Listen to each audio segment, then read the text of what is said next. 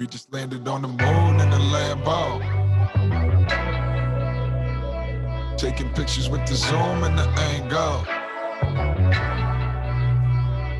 We'll be coming back to you with the samples. Our predictions coming soon with a halo.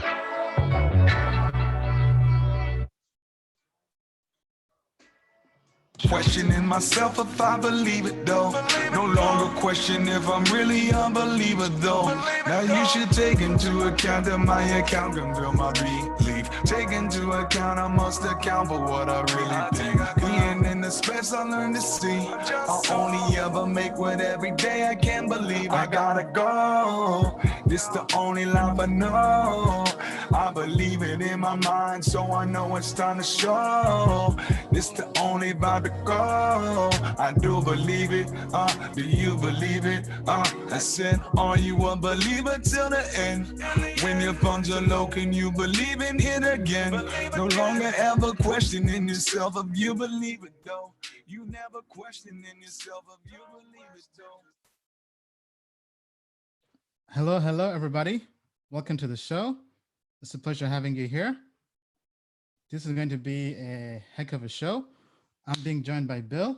Bill, how are you? Ian, good afternoon. I'm doing well. Thanks for having me on the show. Awesome. Hope everyone is well. I see first we have Mark. Mark has always been first. That's basically 1 month in a row where Mark has been first on the live stream. So congratulations. All right. Mark. Thank you, Mark. Yeah, always quick with that trigger. So shout out to Mark and Bridget Stafford. Welcome. Great to have you here. Alice, as usual, great to have you here as well. Tikin as well. Great to have you here. Ironman ICO. What's up, Ian? Dragon Chain is making power moves. Very interesting. I have to check that out. Haven't heard much from Dragon Chain since their 2017 ICO. Michael says, my favorite show is on. Thank you. Awesome. Thank you for those kind words. Barry in the house. Great to have you here. Obi from Facebook. Great guy.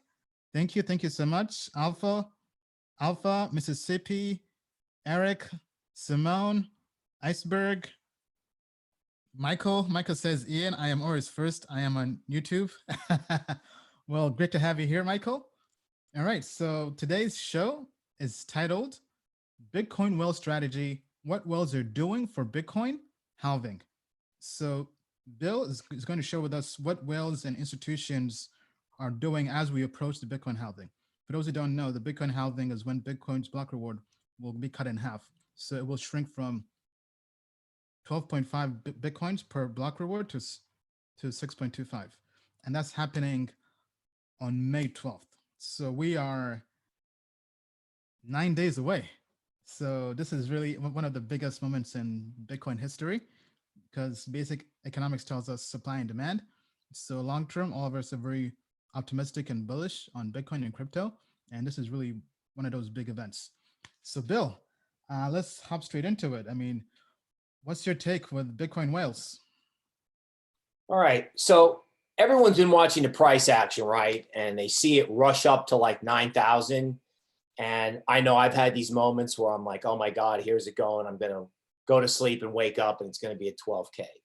And then I wake up and it's at 8,700, right? So it keeps getting rejected up at 9,000.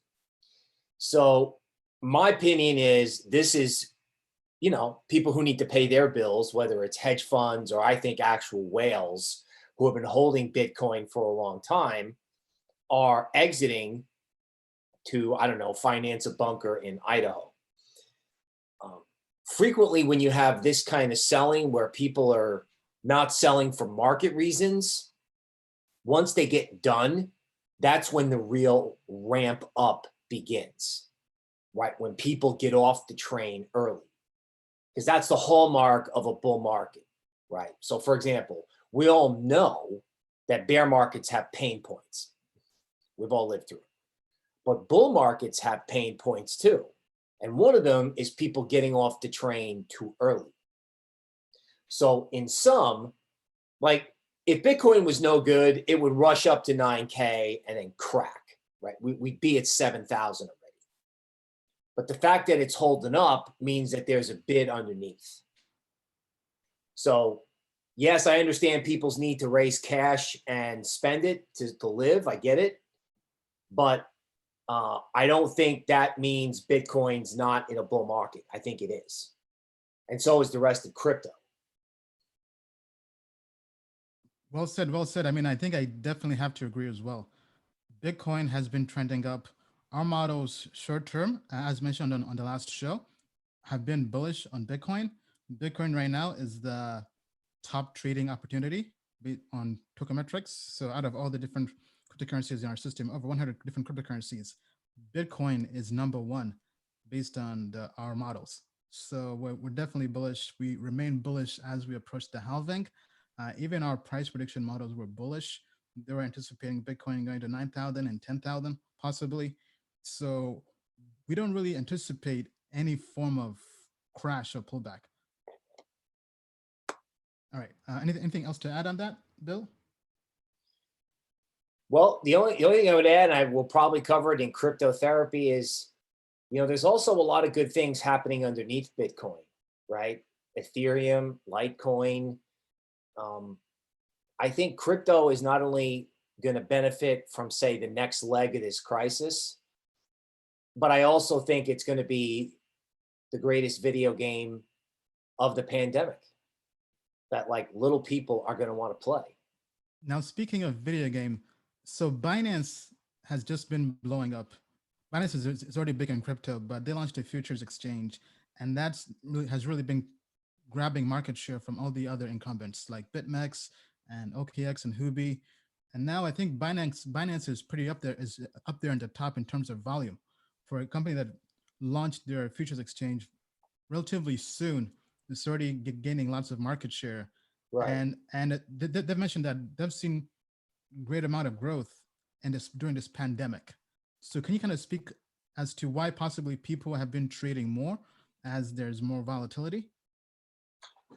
Yeah, I mean, again, this goes back to futures in like the 80s, where guys who couldn't make enough money scratched together enough to be able to trade in a futures pit and try to trade one contract at a time to make extra money, right? There used to be a motto at the exchange, you know, don't trade with the rent money. That kind of came from the fact that a lot of people were. Now, in this age, people are home. How much PS2 can you play? Nobody wants to invest in stocks because that's all been nationalized. And crypto is new and exciting, right? So everybody wants to play, right? And then there's a flip side of the coin where you got people with money who are going, okay, I need to invest. You know, I need a 5X. You know, am I going to get it in Google or Facebook? No, absolutely not. So there's young and old going, hey, it's like when I was young, I used to go to, my parents took me to the circus at Madison Square Garden, and they used to call it the greatest show on earth. Crypto is now the greatest financial show on earth. So when you're done with Netflix and you're done with Xbox, crypto is next. And that's why Binance is grabbing market share, because everybody's home staring at their screen going, wow, I could make money doing this. Well said, Bill. Okay, so next up on the agenda, so is the next leg of the crisis financial? Right. Okay. So let's talk about where our little analytical framework has been.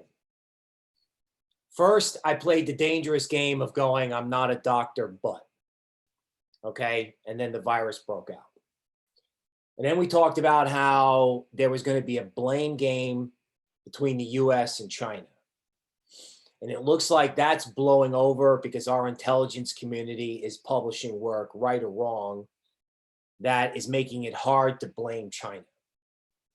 So that may not be the next leg.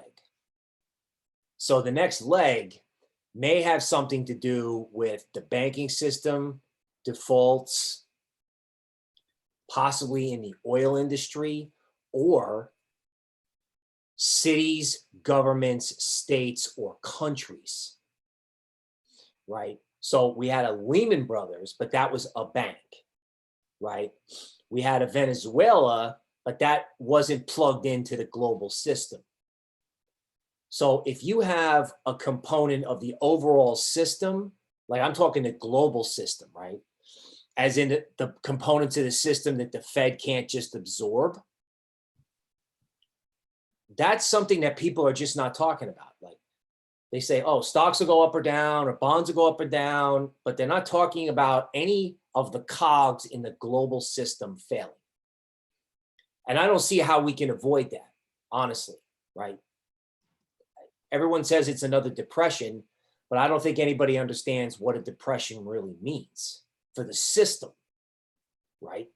So I think once this becomes apparent, I think it's going to massively benefit crypto, and that's what's holding up crypto, right? Because that's helping Bitcoin, but that's also helping alts, because I think net, when the next leg of this hits, people are going to go, I want Bitcoin, and I want to speculate as to what the next Bitcoin is going to be, right? And that's why we have Token Metrics. We're here to help you find the next Bitcoin in times like this, because having cryptocurrency investment research really gives it the ultimate edge. And we're also very glad to say we now have customers in over 85 different countries. So thank you to everybody out there for the support. It's been great growing. The company has been launched since Black Friday in November last year. So 5 months in business, to already have customers in over 85 different countries really shows us how global crypto is. I mean, because although we're based here in the States, the fact that almost all of our audience is outside the States really shows you how crypto is global. So thank you to everybody. And be sure, if you haven't yet joined, to join tokenmetrics.com, 14-day free trial. As usual, we have the coupon code Crypto Family, which gives you 10% off. All right, so let's check in with the audience and see how we're doing here. So if you would like to ask a question on this live stream during the AMA, please go to menti.com, that's MENTI.com, and use the code 449712, that's 449712. So send in your questions. We'll be going on for a while. Bill will be helping us answer questions for the first hour. Then I'll hang in here and answer questions probably an hour after that. And I see lots of people have questions about tokens.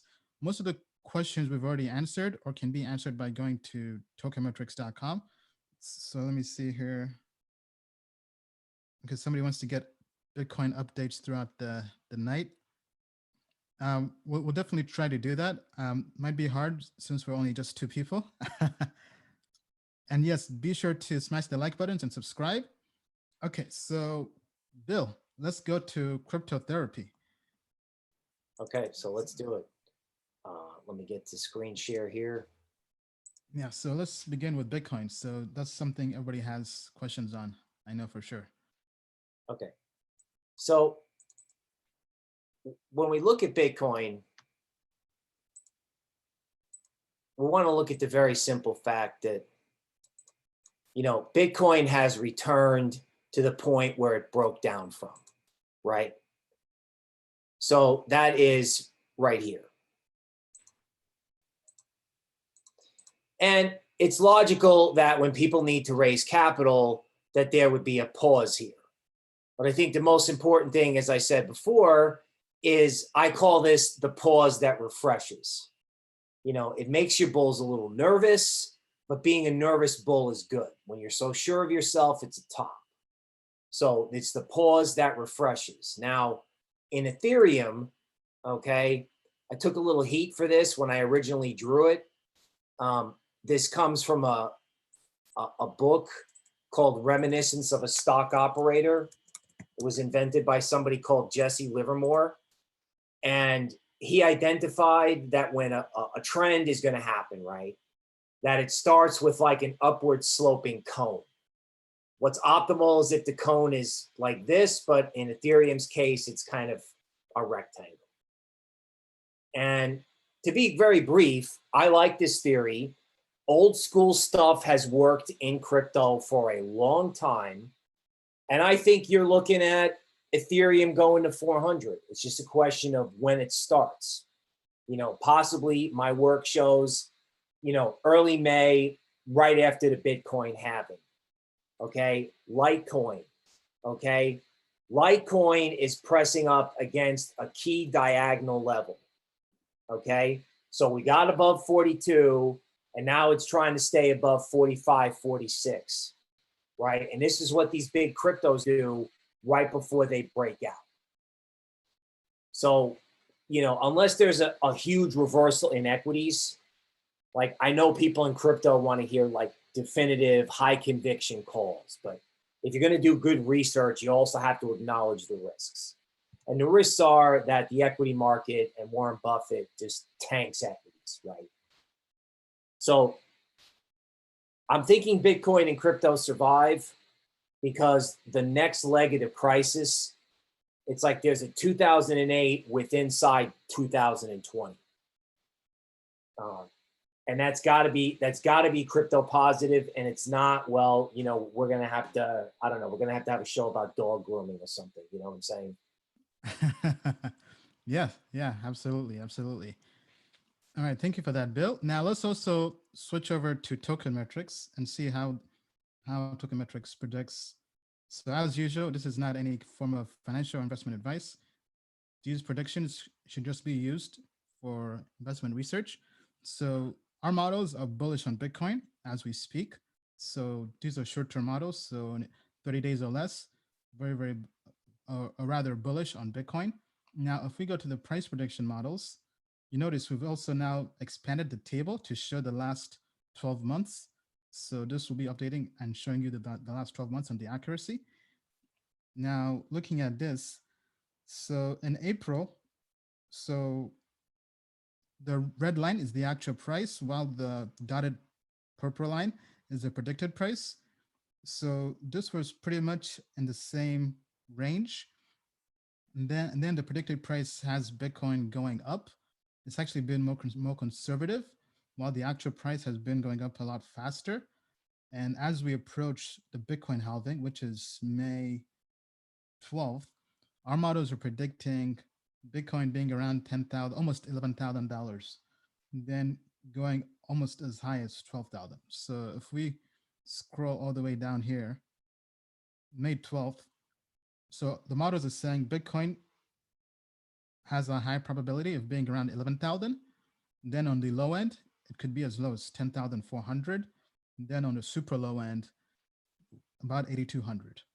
While on the high end, it can go as high as 11,600, or on the super high end, which is unlikely, over 14,000. So all in all, just kind of obviously to take this with a grain of salt. Past performance is not indicative of future results. This is basically saying the trend on Bitcoin is bullish. And lots of people have been talking about the halving being priced in. Now looking at this, so we would never rely on just purely this to make any form of trade or investment. So think of this as having multiple checklists that you would like to check. So if you're looking for a short-term trade, this is just one of those checklists saying Bitcoin is bullish. Bitcoin is in a bullish trend short-term. Then also the technical analysis would also say Bitcoin is in a bullish trend. So basically 2 items are very bullish. And then if you also go here to our short-term ratings, Bitcoin is number 1 in the Token Metrics rank. So all in all, those would be 3 checklists telling us as we approach the Bitcoin halving, things are very, very bullish. So it probably is a good idea to hodl to the Bitcoin halving. Now, if we switch over to Ethereum, we also see the same thing. Ethereum is very bullish as we approach the Bitcoin halving. So in March and in May, the models were pretty much in the same range, basically following the same trend going up. Ethereum went from being around 120 all the way to now where it's 220 or 210. And so, yeah, then as we approach the Bitcoin halving, our models are predicting Ethereum having a price of 280. And on the high end, it can go as high as 343. I know Bill mentioned possibly even as high as 400, but just a matter of when. Then on the low end, our models are saying it could be 265. And on the super low end, 203.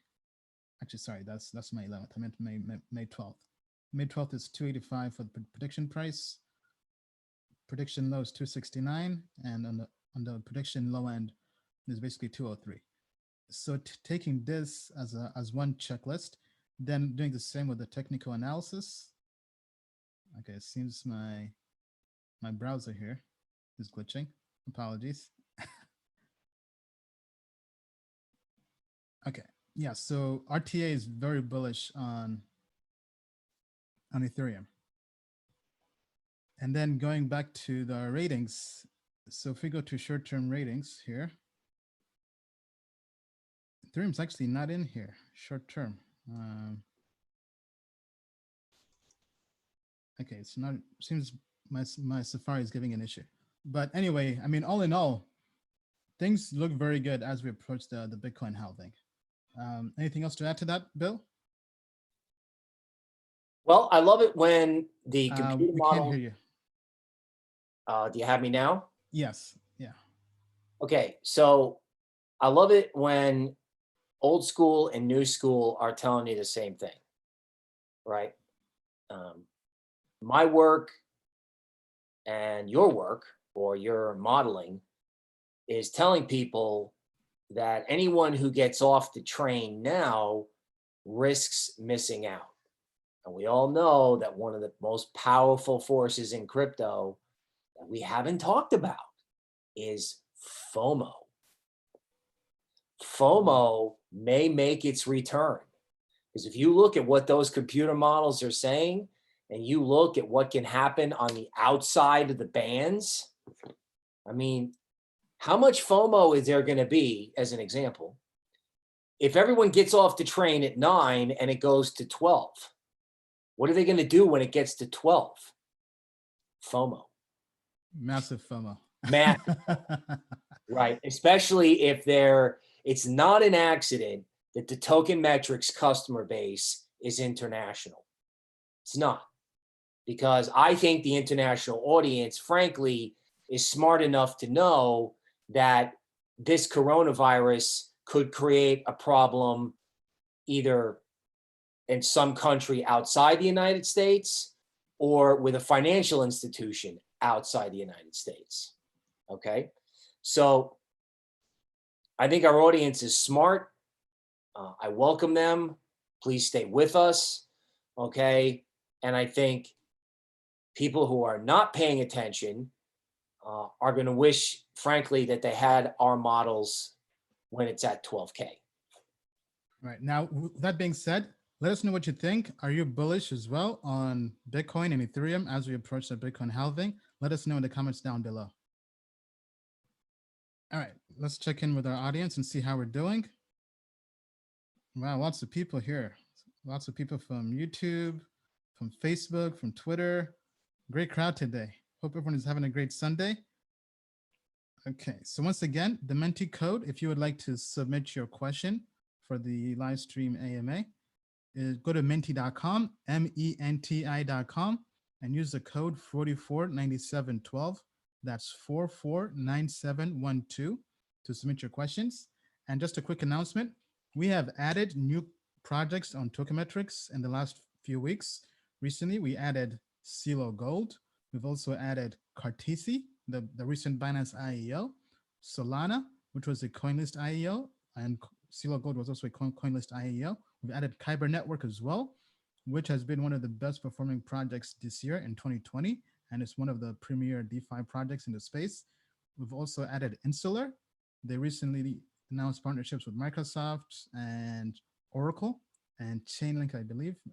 Don't quote me on Chainlink, but either way, our community asked us to look into that, and we've added that on the system. So be sure to subscribe to Token Metrics to have all the full reports and detail on that. All right, back to our audience here.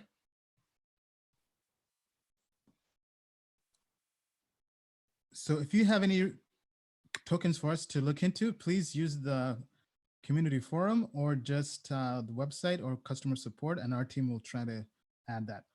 We prefer to have the entire community chime in terms of what projects our team should research, because we can't research everything. We do have lots of other projects people have been sending to us, and those that get mentioned a lot, our team tries to have those research very quickly. So for example, I know our team is working on Ava Labs, which is a project that has been getting lots of interest. It has lots of VC backing.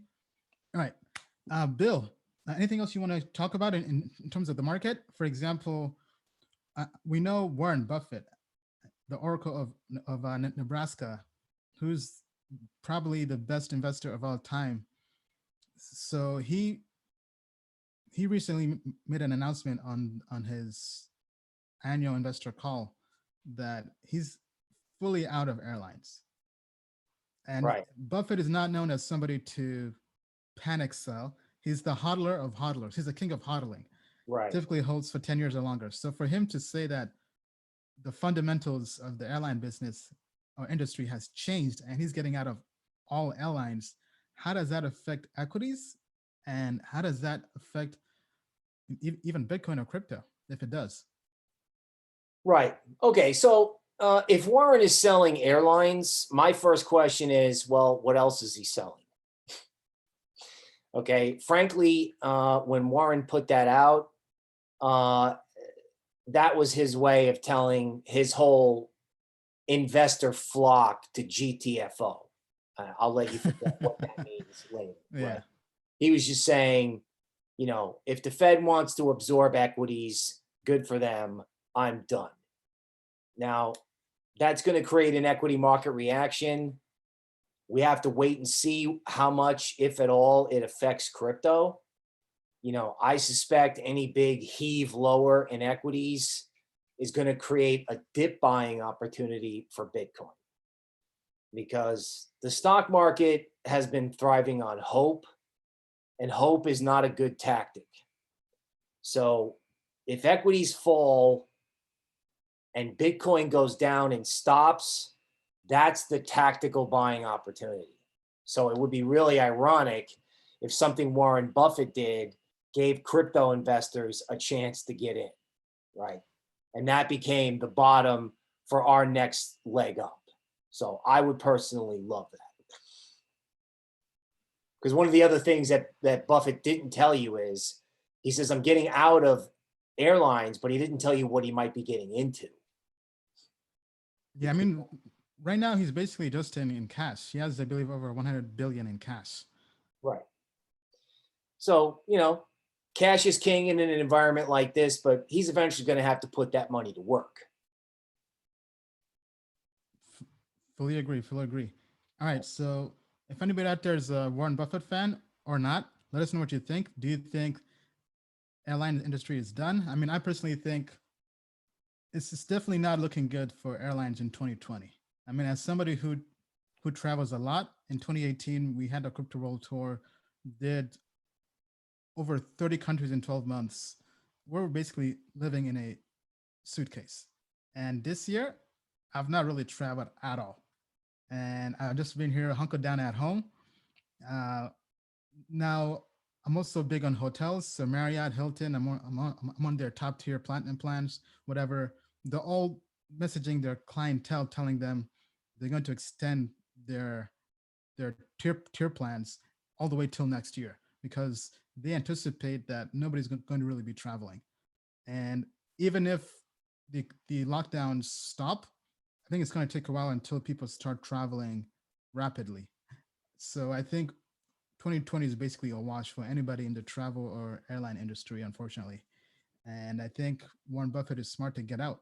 I mean, because he obviously made his money by being somebody who does his research, and he's not really the one to panic sell. So for him to really pull the trigger to get out, it's really telling everybody it's going to get worse before it gets better, especially in the airline industry and travel industry. All right, so let's take some questions here from the audience. What questions do you have? So we'll be taking questions from both the comments and also mentimeter.com. Once again, go to menti.com, menti.com. Okay, I see somebody already has a question here. I preferably would like to save the token related questions for the end, because for example, somebody's asking whether Cartesi is a blockchain coin or a token. Okay, so how about this? I'll just quickly kind of briefly answer this since we're already here. Just give me 1 minute here. Okay, so the first question is Cartesi a blockchain coin or a token? So, because Cartesi is not a blockchain and it's also not a dApp. So we have done a report on this that we do plan to email out to our customers in the coming, I would say sometime this month. So stay tuned. We'll have a really in-depth fundamental report. But think of Cartesi as the operating system. So what they're doing is they're bringing Linux operating system and making it available on a blockchain. So imagine you have a computer. So Ethereum is known as a virtual computer. It's basically a computer made through software. Then on top of that, you have an operating system. And Cartesi is looking to achieve that, looking to be an operating system that brings Linux capabilities to blockchain developers looking to build applications. Now, let me share my screen just to kind of give you an idea of what I'm talking about here, so everybody can visualize as I talk about this. So to kind of give you a quick synopsis without kind of delving too deep into the project and the report, it's definitely a worthwhile ambition. But as somebody who back in 2018, I believe, our team invested in ArcBlock, which was a similar concept. It was also an infrastructure project. That hasn't really panned out well. I don't believe we lost money on it. I'm not sure, but I know we definitely sold early. We got out of that early and hasn't really done much. Now, they did have an IEO on Binance, but our main concern with this project is it's very, very early on. IEOs have not really done well. IEOs, as we've mentioned before, they're quick flips, they're pump and dumps. So for anybody looking to be a long-term investor, getting into this IEO, we don't think now is the time. Right now it's too nascent, it's too early stage to really be investing in this. Stay tuned for the in-depth report. Now, for anybody who's getting into IEOs, you're basically trading. So you don't even really have to look at the fundamentals of an IEO if you're doing a short-term trade where you're buying the IEO and you're planning to flip it or sell it in within 1 day to a week. But if you're doing that, definitely do know you're playing with fire. There's lots of risk involved, and you could end up losing money. And if anything, most IEOs do end up losing money, even the ones on Binance. So very few end up having sustained growth. So for us, our strategy when it comes to getting involved in IEOs, if we like a project, if we really like the long-term prospects of a project, is to wait until the hype dies down, the price. So IEOs basically have a quick pump. They pump, then they come back crashing to earth. And we think after maybe 6 months or so of price action, that's when it probably makes sense to look into possibly investing for the long term. But I mean, Cartesi definitely does have all the sexy buzzwords, the nice idea, the nice vision, but it is crypto. And we've all lost money on projects that sounded sexy, but ended up being just shitcoins. unfortunately. Now, I'm not saying this is going to be that. I mean, because it definitely is sexy. But what I'm saying is the fact that it's an IEO, we ourselves would avoid it just based off of that and just wait for it to have a longer history of trading activity. Because when IEOs launch, the funds raised are used to market make. So the projects or the exchanges rather are buying back tokens for the IEO. So in a way, they're pumping the price. Then once the market makers, once their reserves dwindle, the trading volume decreases, and it basically finds its natural trading price. And that's when typically things aren't so good. Now, with that being said, stay tuned for the full in-depth report. It will also be up on Token Metrics. Actually, I believe if you're already a customer, it might already be on the platform. So if you are, definitely do be sure to check that out. Now, with that being said, that's kind of my quick thoughts on that. Have you heard anything about Cartesi, Bill, by any chance? Ian, I rely on Okay, we smart can't hear people you like you again. to. I rely on smart people like you to help me with these things. You know, one of the things that I think is interesting about projects like this is if there was ever a cyber disruption as a part of this crisis. So I can't comment on that particular coin, but I do like this idea of alternative platforms, alternative infrastructure. In other words, if you opened your computer one day and said, Windows is temporarily unavailable, do come back soon, these projects become more interesting. So yes, the shitcoin possibility is always there, but it is time to think outside the box and be open-minded. That's what. Absolutely. Now, I do want to mention I am a big fan of Linux. I mean, as somebody who's been a developer, computer engineer, I love Linux. I actually use Linux probably every week or every month because our servers run on Linux. I mean, anybody in the tech who's a developer or works in software, you have to love Linux and open source. So we definitely do want to see them do well, but we're just saying, wait for the hype to die down, essentially. Okay, so here's a question for Bill. So Harvey, hey Harvey, great to have you here as usual. Does Bill think the recent crash in the markets is more similar to the crash in 1987 or 1929? Okay, so that's a great question. I would definitely have to say it's more 1929-ish, and here's why. In 1929, they were coming off a period of the Roaring 20s where there was a lot of financial innovation, excess, and leverage. Okay, and once that popped, you know, you had a sustained slowdown that they called the Great Depression. You know, they showed people waiting in line to get bread. And it all just sort of looked like pictures in a history book.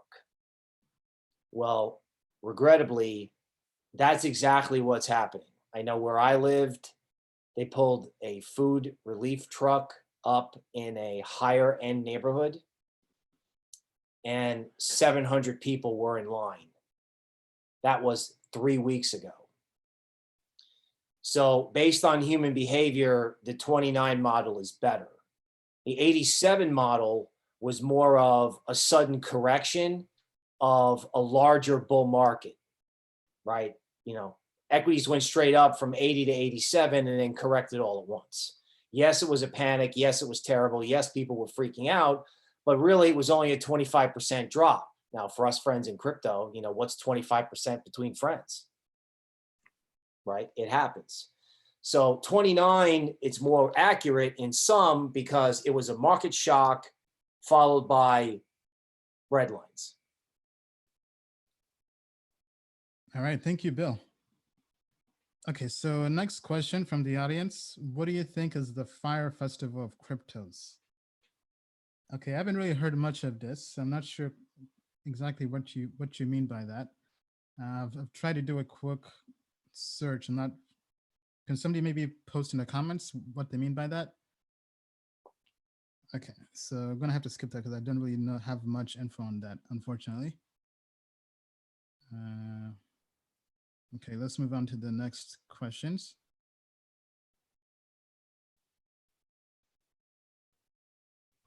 Okay. People are saying, who is the bald guy? He looks really smart, crypto expert. That's Bill Noble. I mean, he definitely is a crypto and investing and trading expert. Maybe Bill want to do a quick intro for some people who are, I guess, tuning in for the first time. Listen, as long as I get famous, I'm okay. As long as if it's the crypto bald guy, bring it on. So I'm Bill Noble. I've been a technical analyst since the first Gulf War when I was 18, working as an intern. I made my way as a technical analyst for crisis situations. So for Morgan Stanley in 2001, 2002, I spent 12 years at Goldman Sachs throughout the financial crisis before and after. I've got retail experience with Charles Schwab, and then I followed it up by starting my crypto journey with Charlie Shrem's group. So I got my crypto cred there and my education, and now I'm here with Ian. And basically my job is simple. It's to make really complex situations into really simple ideas that can be implemented for guidance for anybody who needs it. And it's a pleasure having you on the team, Bill. Yes, having you here. It's a privilege to be here. Thank you. Okay, all right. So going on to the next question. So this is from mentimeter.com.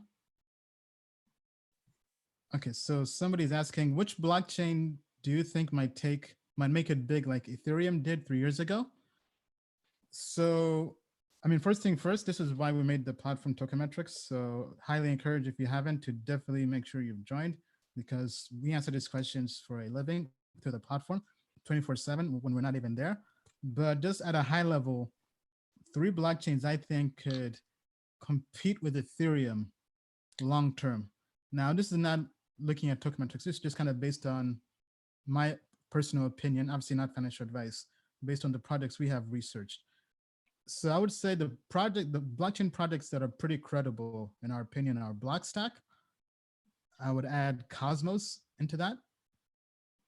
Maybe third, I would add Tezos as well. I think those are 3 blockchains that our team has looked into, and we're pretty much, I would say, we're very bullish long term, right? So if you go into Token Metrics and go to long-term investor ratings, so those are the blockchain projects we're very, very bullish on. I personally would also add in their Helium network. It's a project I've been mining for a while. They're building a wireless internet, and they have hotspot devices that mine. But in my opinion, I would say those are the blockchain projects that really have potential. How about you, Bill? All right. Well, I'm a shameless Tezos fan, so we've all heard that. I did notice that my pet project, Decred, has climbed back into the Token Metrics ranking and is trading at like bargain basement prices relative to Bitcoin. So Decred, as I understand it, correct me if I'm wrong, but they've got a very unique algorithm that, prevents any one miner from getting too much control. That's just how I understand it. So every time Decred pops up into like the Token Metrics top 10, I get excited. Yeah, I mean, our system is pretty bullish on Decred as well. It's in the top 15 long-term ratings right now as we speak. So it's definitely a good project as well. But let us know what you think. What are 3 blockchain projects you think could be as big as Ethereum in the next 3 years? Let us know down in the comments below. We definitely want to make sure our audience gives us their take, because maybe we missed a project, or maybe you have the same opinion as us. Okay, all right. Moving on to the next question. Okay, so this is a question about Tim Draper. what do you think about Tim Draper saying that Bitcoin will go to $250,000 at the end of 2022 or Q1 in 2023? Well, I mean, first of all, Tim Draper is definitely a legend in the space. He's definitely a smart person. With that being said, I mean, it's all just guessing. I mean, nobody really knows what the price will be in 2023 or 2022. But I mean, he definitely seems to have a logical, thought out system that has allowed him to do well thus far. And maybe he's using that same system to kind of guess where Bitcoin's price could be. Bill, do you want to take a jab at this? Sure. I think you're correct in saying, we don't know where Bitcoin's going to be in 2023. We don't know where humanity's going to be in 2023, folks. Sorry to be morbid. True. Right? We don't know. Yeah. Okay. Now, I think what this guy is telling you is that crypto overall market cap is going to go up, right? If you look at a market cap chart, Bitcoin's got all the market cap and there's everyone else. Now, I would prefer to think that there are going to be coins that are going to rise relative to Bitcoin. Okay, so overall crypto market cap, Multicoin has published this, could be enormous, right? I mean, the Fed printed $2.6 trillion in a week. What would happen if where is Bitcoin if crypto market cap was at 2.6 trillion? Because crypto isn't funny money. You have to mine it. You have to trade it. There's no government behind it. It's a real free market. So if funny money can be 2.6 trillion, where can crypto be? Yeah, well said, well said. Now to kind of chime in as well.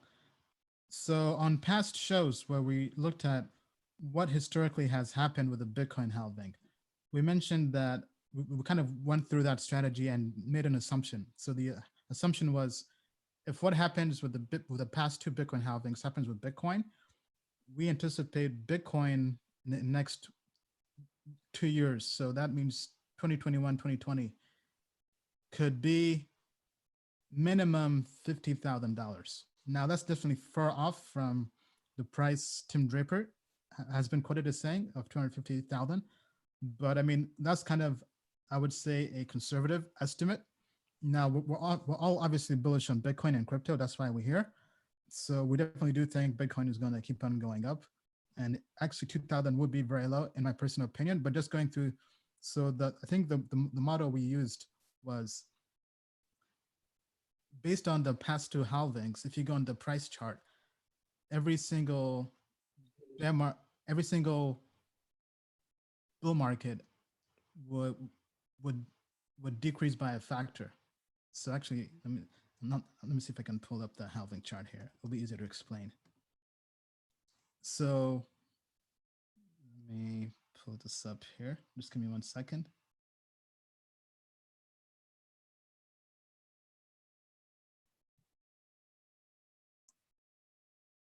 Okay. Have you looked at the Bitcoin halving chart, Bill, by any chance? Probably not the exact one, but I have seen the research done on this showing that, when they do these changes in the block reward, it's kind of triggered bull markets. Yeah, so this is the one we covered last time. So if we see here in 2011, the bull market was basically 243 days, then it went to 368, then went to 525. So we just used a very basic model where we said, okay, what's the factor it's increasing by? So looking based off of this, we then predicted that the next bull run will be longer, but the returns would be a lot less. Because as you see here, this is basically 177x. Then it goes basically, it gets cut in half by a factor of 2 to 92x. Then this gets cut by a factor of 3 to 29x. So we're assuming this will get cut by a factor of 4 because it seems to be increasing factors. Now, obviously, this is not anything scientific. But I'm just saying if this, I guess, quasi-scientific method is anywhere close, this could be one possible way of kind of trying to predict whether the future is going. Now, this is all pure speculation, by the way, right? So based off of that, we also have a video and live stream on this, and a video clip will be posted on this, I think sometime this month. But basically, looking at this, the baseline seems 45 to 50,000 for the next bull run. So, I mean, Tim Draper is definitely very bullish. If Bitcoin goes to 250,000, we're definitely not going to complain. And if anything, we all probably anticipate it's going to go there in two to 3 years. But just kind of playing devil's advocate, it could go maybe only to 50,000. Who knows? All right, so let's go back to Mentimeter. Okay, so let me just kind of try to digest this question real quick.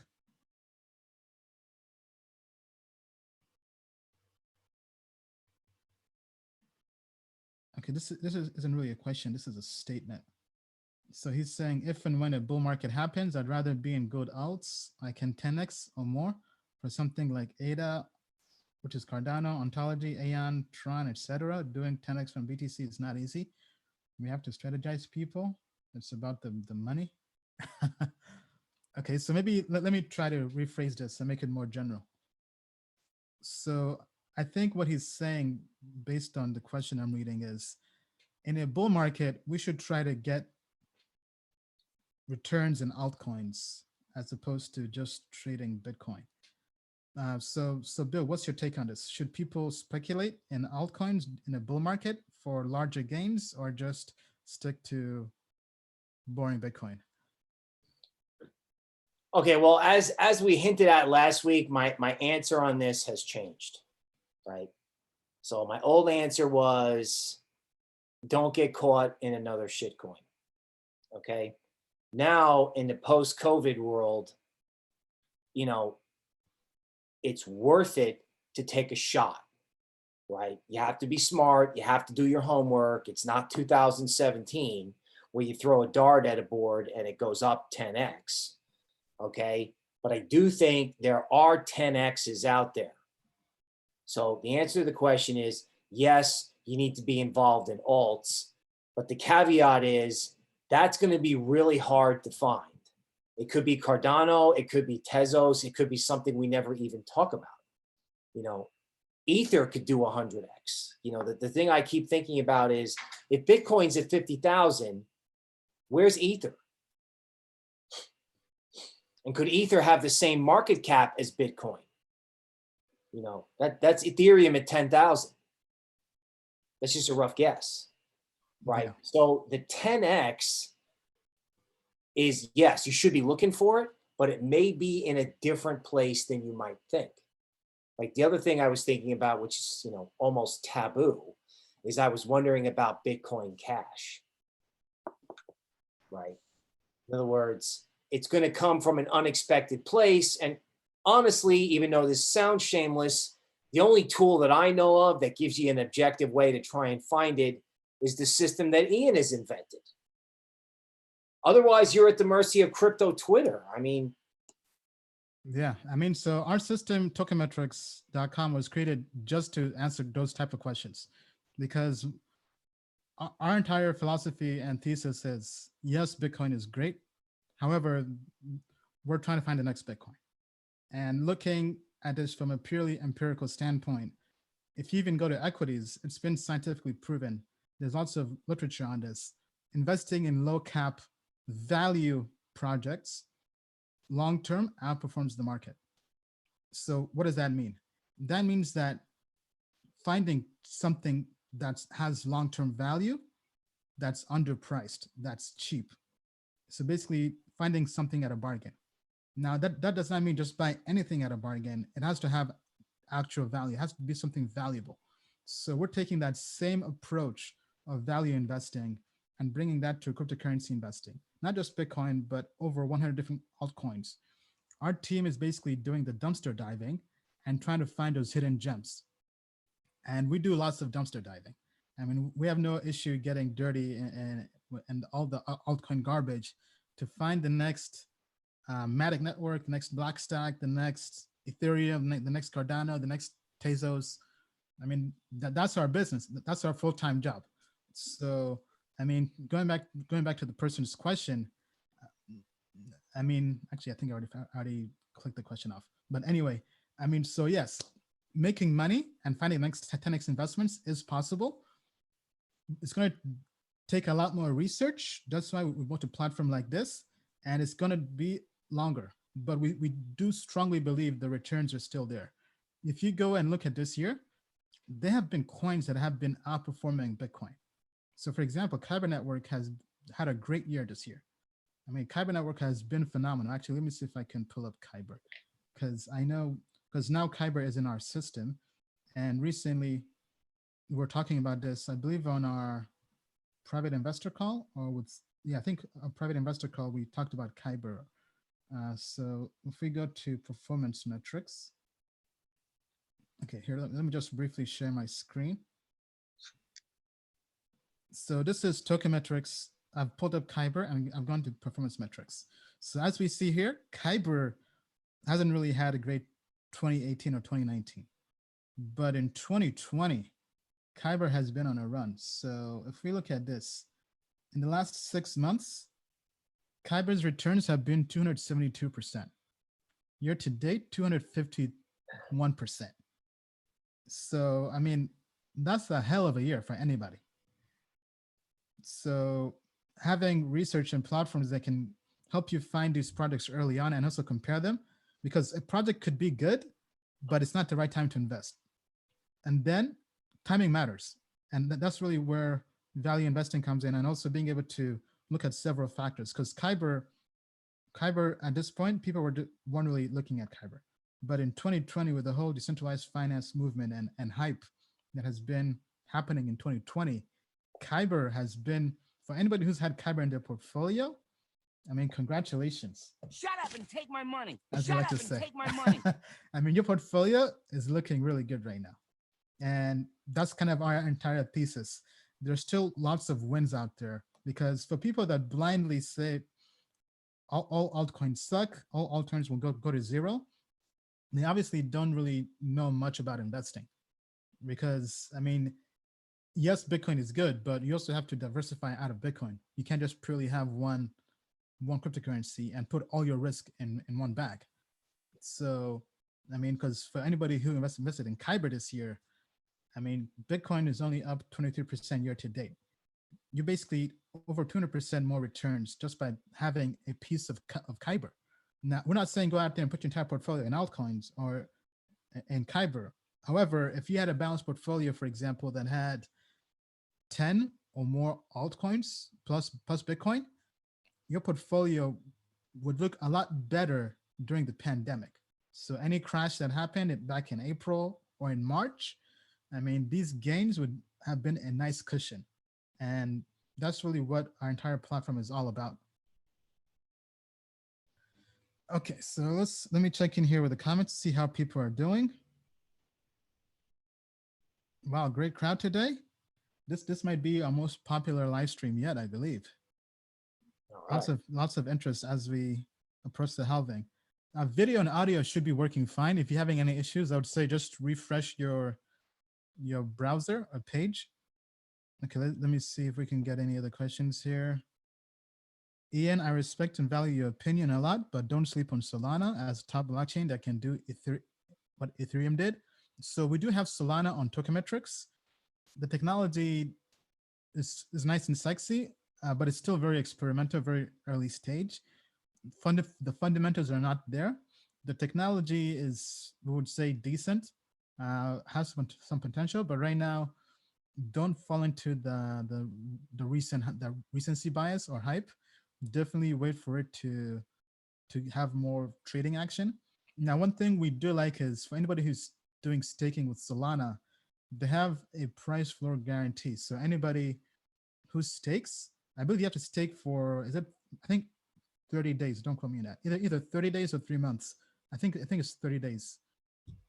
And they'll pay you 90% of whatever the purchase price was during their token sale on CoinList. So meaning that at worst case scenario, you only lose 10%. so right now, last time I checked, it was still above their token sale price or IEO price. I think it was trading up to 5x during the first week launch of trading on Binance. But that price floor for 1 year is definitely a nice touch. So because of that, it's probably going to be hard for it to drop below that. So it's definitely one to keep an eye on. But however, the fundamentals are not very good. If you go to Token Metrics, where we've added the project, the fundamentals are not so good right now. Okay, let's go back to Mentimeter and go on to the next question.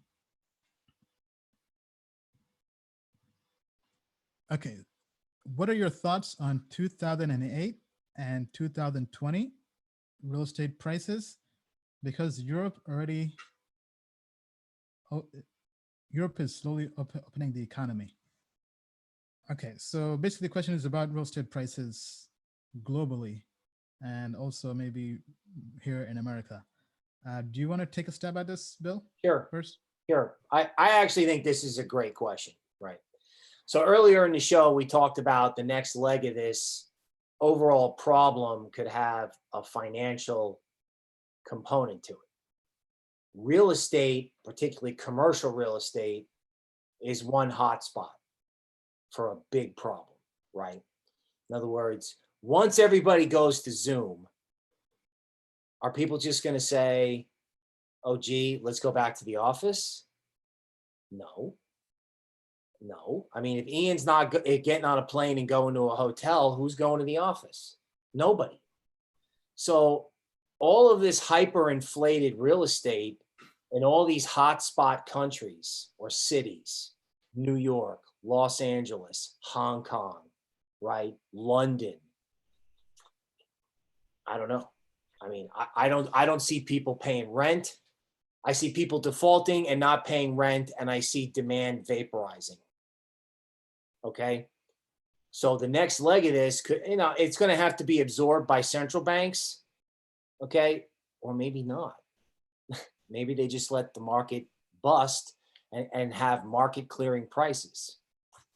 Yeah. So what does this mean for a crypto crowd? Well, real estate used to be collateral, like a home equity loan. I don't think your home or real estate is good collateral anymore because no one knows what it's worth and nobody knows what the risk factors are now or 1 year from now. Like, it's funny, I almost think regular land that you could put a house on is worth more than land that has a house on it already. You don't know if the house is clean. So that's a little morbid, but commercial real estate is a potential hotspot. And the reason I bring it up is because, I see crypto as the new collateral. Bitcoin, the only way Bitcoin gets to 50,000 is if people view it as secure enough to be collateral for lending. It effectively takes the place of real estate. Yeah. Now to kind of chime in with my anecdotal story. So back in 2019, last year, I moved to Miami and I was there house hunting, trying to find a place, trying to go down to Florida to have no state income tax. And I went down there and what I saw really blew my mind because there was so much inventory. Miami, they have skyscrapers just popping up left and right. And you go in there for tours and they're all vacant. Yet the prices were ridiculously high, almost 2x in other places here in America versus DC, other places have been. And I told myself, this is a bubble waiting to pop. I mean, because just from speculating and from talking to other people, I think what was happening down in South Beach and South Florida in Miami, lots of people from South America who have money, lots of rich people would come to Florida and just dump their money in real estate, not really even caring about the pricing because they're just trying to get their money out of South America, maybe due to currency risk or political risk. So, for example, rich people in Venezuela, Colombia, Brazil, they would just go to Miami and just buy real estate as a way to store their value, as opposed to having it in their local currency or having in Venezuela where everything was just kind of going down the tubes. And I told myself, you know what, now's not the time. So I packed up my bags after about 3 months, 4 months, came back to DC, and I said, you know what? Let me wait 1 year. I bet this market is going to be the first one hit when the next recession comes. Now, I'm not been one person to wish for any bad omens or just ill will on anything, but I mean the recession just really, because even back then, lots of people were predicting the recession was coming based on the yield curve inversion, and then just kind of based on my own experience seeing going out in South Florida and trying to find a place, just showed me that there's no way they can justify this pricing with so much supply. So that's kind of my take on it. Now, in this current climate, just to kind of chime in with a different question somebody else has asked. So the other person was saying why real estate hasn't been impacted yet versus equities. I mean, real estate typically has a lag. So stock market is kind of more real time, especially crypto. Crypto is definitely real time because it's 24/7 free market. Then there's a lag with stocks and equities. Then real estate is definitely the last one to really show that the economy is crashing. Now, just to kind of add on to this, in the last 1 month, I've had so many realtors I've spoken with, some even 2 years back, hitting me up via text message. I'm not even sure how they had my phone number, but trying to sell me for open houses.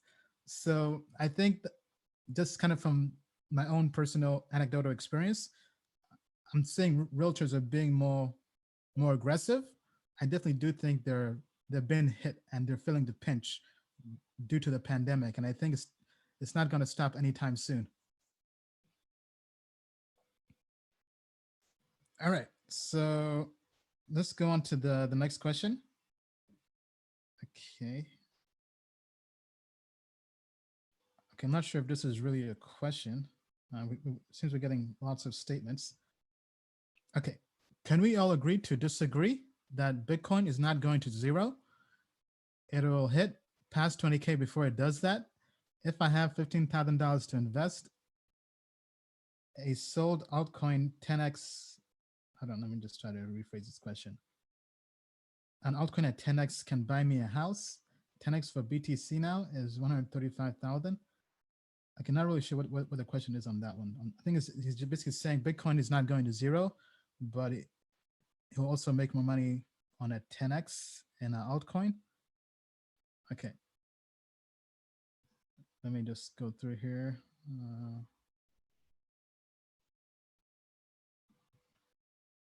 Hello, Ian. My name is Francois Cloud from France. Bonsoir, Francois. Mon ami, for sure. Okay. Somebody tells me you're advisor to Centra. C'est vrai?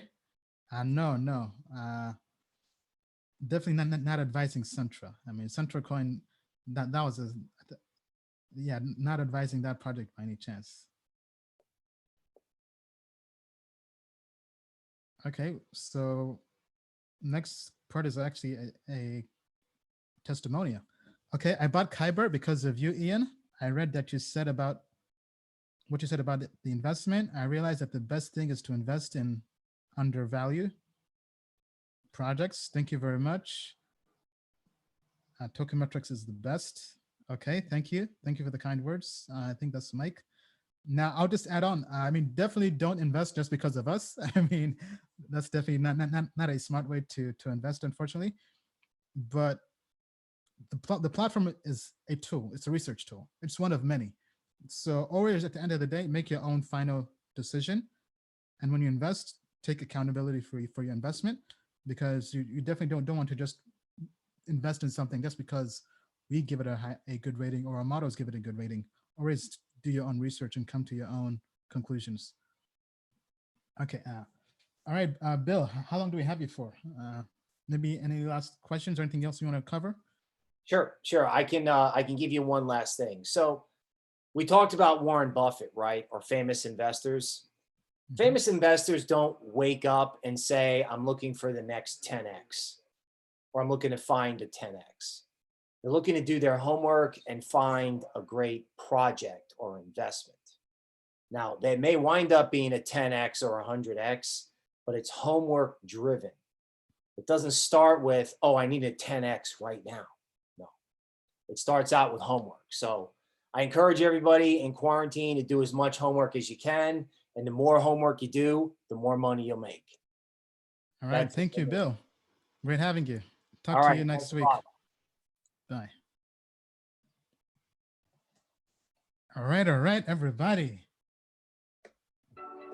We just landed on the moon in the Lambo. Hey. Taking pictures with the zoom and the angle. All right. Time for the second segment. Balls. One-on-one with yours truly, Ian Bellina. Okay, so here to answer as many questions as we can. Not sure how long we'll be going, but for now, I'm here. Definitely make sure you subscribe to the Token Metrics YouTube channel. Hit the like button, smash the like button, share, retweet, spread the love, let everybody know to subscribe to Token Metrics YouTube. Our live stream, as usual, every Sunday, 6 p.m. Eastern time. Okay, Desiree says, hey, all right. Is Algorand a good buy?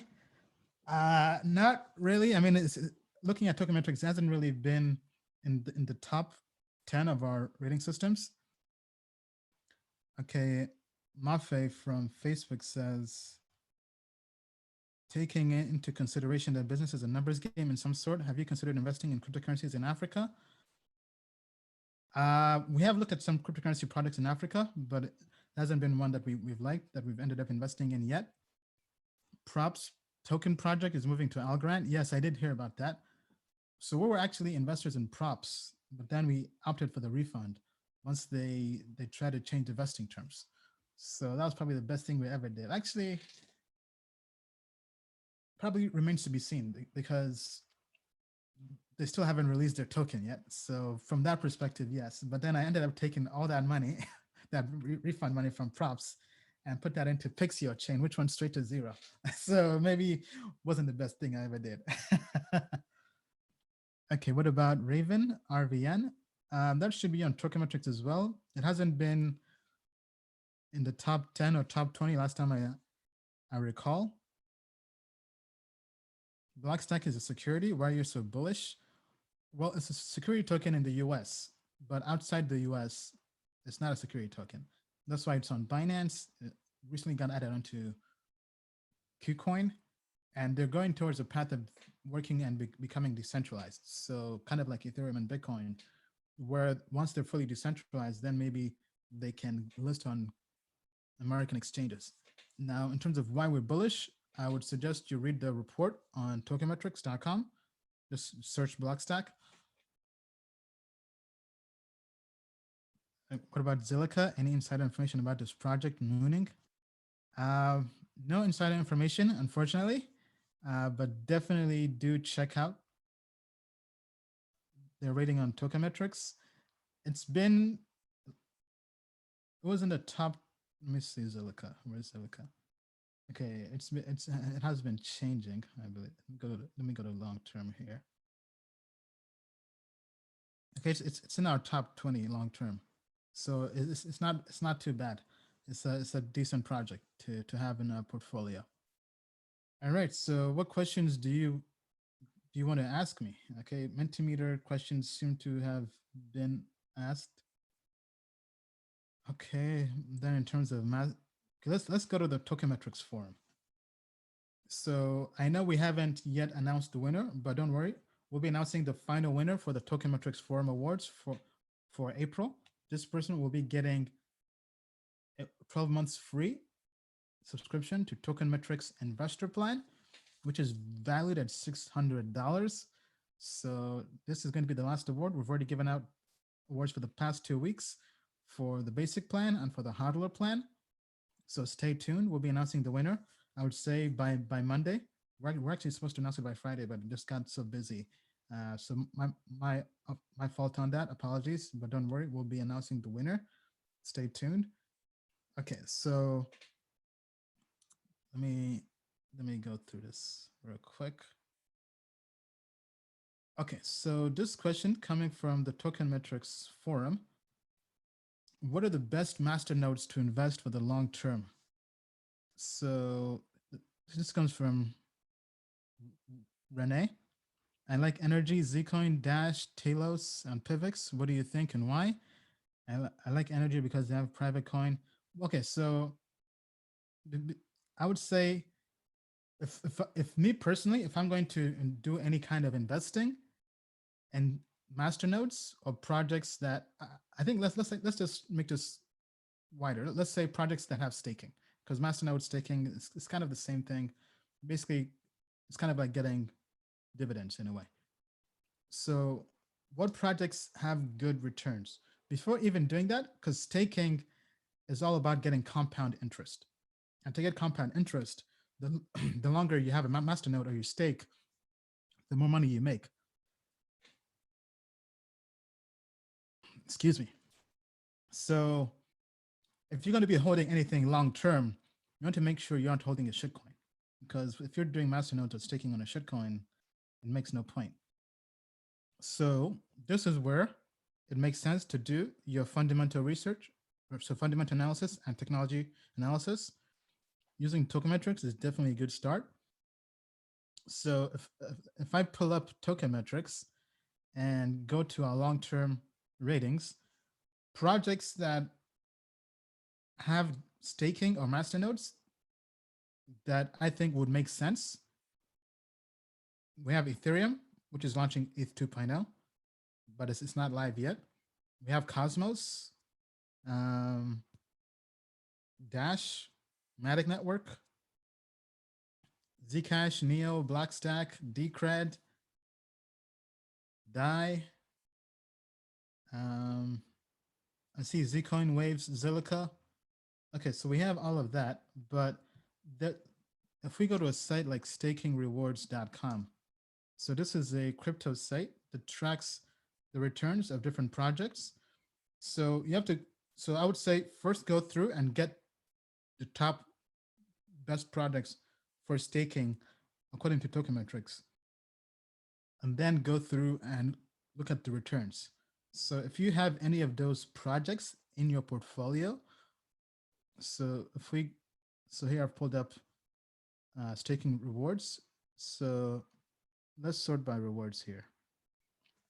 So ChainX is not on Token Metrics, so but maybe we should have our team look into it. But I see here Icon has been, I think Icon is in the top 30 last time I checked. But Cosmos returns 8%. So if you have Cosmos in your portfolio for the long term, then you should definitely be doing some form of staking to increase the amount of Atom cryptocurrencies you get. Decred, we mentioned Decred, Tezos, Waves.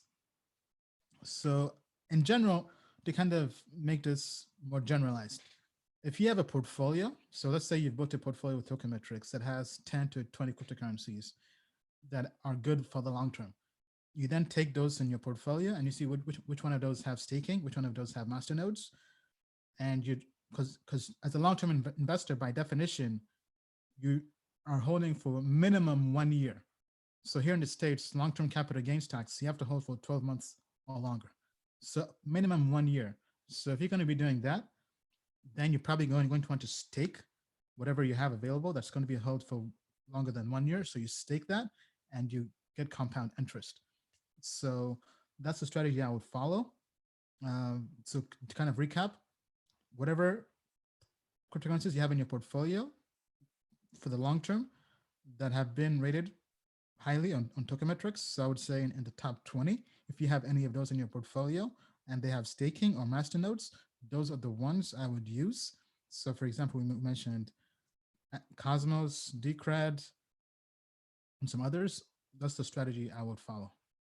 But let me know, have we missed something? Is there maybe some other cryptocurrency or some other way you would stake or do masternodes? Let me know down in the comments below. Okay. Anyone have any thoughts on OXT, Orchid? So our team has researched Orchid recently. We'll be doing a report on that as well, probably sometime this month. Let me check Okay, yeah. So it's not. It has not been entered into Token Metrics yet. Excuse me. Some don't worry, guys. That's not Corona yet. Well, I hope so. I hope not. But that's neither here nor there. Some other projects we are looking into. We've been looking into Orchid, Origin Protocol. Origin is already up on the site. We'll be doing a in-depth report on that coming up soon. So stay tuned. So Origin Protocol, for those who are on investor plan and above, you have access to projects that are still being scored. So you should be able to see some information, but there isn't really much to see on that. Okay, I really need some water. Okay, but we'll keep on going. Mark says, hey, Ian, haven't watched you in a while. Happy to see you still going strong, buddy. Thank you, Mark. Appreciate it.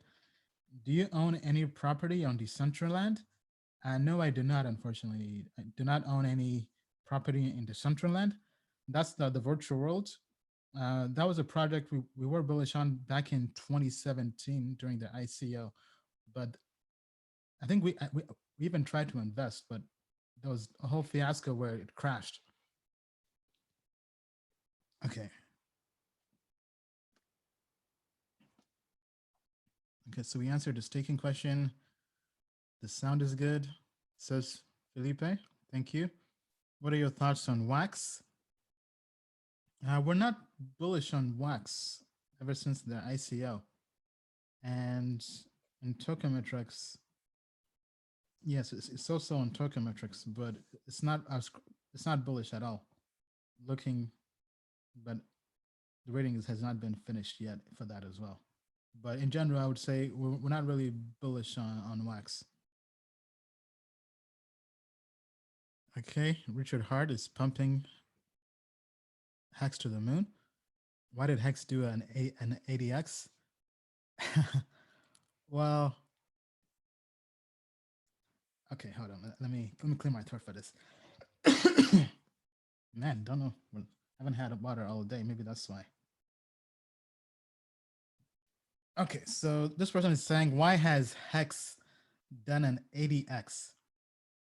I mean, first of all, let me pull up Hex on Token Metrics. So we were not bullish on Hex at all. I mean, yes, I'm friends with Richard, and I mean, the product has done well. It's been one of the best performing projects this year to date. So as you can see here, long-term, this is our rating for Hex. So we were not bullish, right? Fundamentals grade was not good. Technology grade was not good. Tech TA grade is not there. So now with that being said, though, then same thing for short-term, right? So as you can see, long-term, we were not bullish on Hex. But despite that, this is why we strongly believe in doing cryptocurrency research and not following the herd. Because if you listen to crypto Twitter, they would have told you Hex is a scam. Now that's lazy reasoning, that's lazy logic. So to us, we don't believe in just blindly labeling everything as scam. We do actual research, and we would rather say this is not a good project, this is a bad project, don't put your money in, than just saying this is a scam. I mean, very few projects do we outright call scams, because the people on crypto Twitter who call Hex a scam haven't even done any research on Hex. They just call it a Ponzi scheme. Now, I mean, whether you think it's a Ponzi scheme or not, we just call it a bad investment. Now, despite that, though, we did put out a report to our customers. This was a few months back, saying that we don't think it's a good project. Do not put any of your money in. Obviously, it's not financial advice, but don't put any money into Hex. However, this is where you could have made money. We said, if you have any Bitcoin, if you're in crypto, you probably have Bitcoin. If you have any Bitcoin, you should definitely claim your Hex, because that is free money. That is money that you cannot pass up. So that was basically an airdrop. I mean, last time I checked, who cares if an airdrop is a shitcoin or not? If it's a lot of money, you cash out and you don't look back. I mean, I know, for example, I'm personally not bullish on Bitcoin Cash. Now, Token Metrics has different ratings per se, right? But I mean, I don't own any Bitcoin Cash. But when I had Bitcoin and the Bitcoin Cash fork happened, I took that money to the bank. Where's my soundboard? Shut up and take my money. Shut up and take my money. Right? I basically had a bunch of shit coins. I sold them all to get more BTC so that I could get more money for the Bitcoin Cash airdrop. It happened. I sent all my BTC to Binance. Binance handled everything magically. They gave me the Bitcoin Cash, and I sold that Bitcoin Cash immediately, ASAP, as soon as possible. I sold everything that same day. I did not look back, but I mean, that was the easiest money I ever made in crypto. I mean, and that's saying something, because I've had over 3 investments in crypto go 80x or more. I've had 200x returns. And for me to tell you the airdrops, the forks, were the easiest money I ever made, I mean, that's saying something. So to us, basically, to kind of long story short, we said, don't put any of your own money into Hex. However, if you have Bitcoin, get that free Hex money. Get it, sell it, or stake it, whatever. But that was basically our analysis on looking at Hex, because we even our developer Paresh, former global investment research director for IT at Goldman Sachs, he looked at the code, he talked to the developers, and they went through the smart contract, and he grilled him. So the developer is actually pretty good. He's a good guy. Smart contract, everything. They're able to explain everything. But despite that, though, long term, we're not bullish. We'll not put any of our own money in Hex. But regardless of what you think, if you have Bitcoin, that Hex claim, fork, airdrop, whatever you want to call it, that was free money. So anybody who got that free money, your portfolio is on Fuego. So I'm not able to pull up the performance metrics for this. Not sure exactly why. I have to tell our data scientists to take a look into this. But I mean, let me know what you think. Did anybody get the free Hex money, the free Hex claim? If you did, let me know down in the comments below what you think. And do you think Hex is a scam? Yes or no? I mean, personally, we would not call it a scam. We would just say it's a bad project, and we would not put our money in it long term. However, if we had Bitcoin, we would definitely take that airdrop, because I mean, I don't know if you're in the business of saying no to large airdrops, then maybe you're not really an investor or a trader or a speculator, right? Because free money is free money. But anyway, let me know. Am I delusional? Am I crazy? Can I have your WhatsApp number? Unfortunately, no. I'm sorry, but I value my privacy very much. Thanks, Ian. You're amazing. I appreciate that you have hung in there and continue to give everyone good content to help them get through the current times. Love you, bro. Thanks, Chris. I appreciate it. That's Chris, the homie.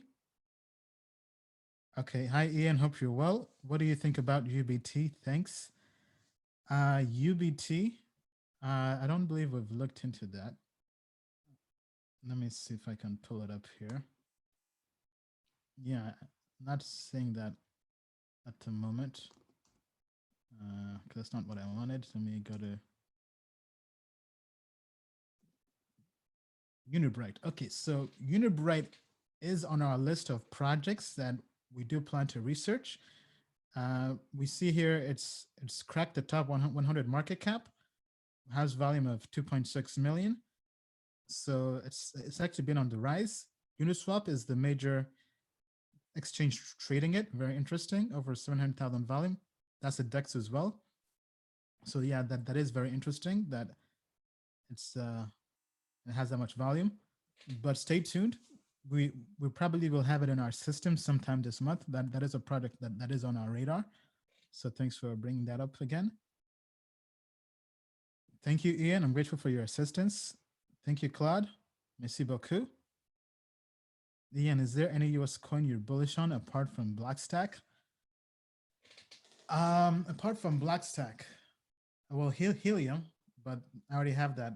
That's the cryptocurrency I'm mining. It was added on. Was it Bilexy?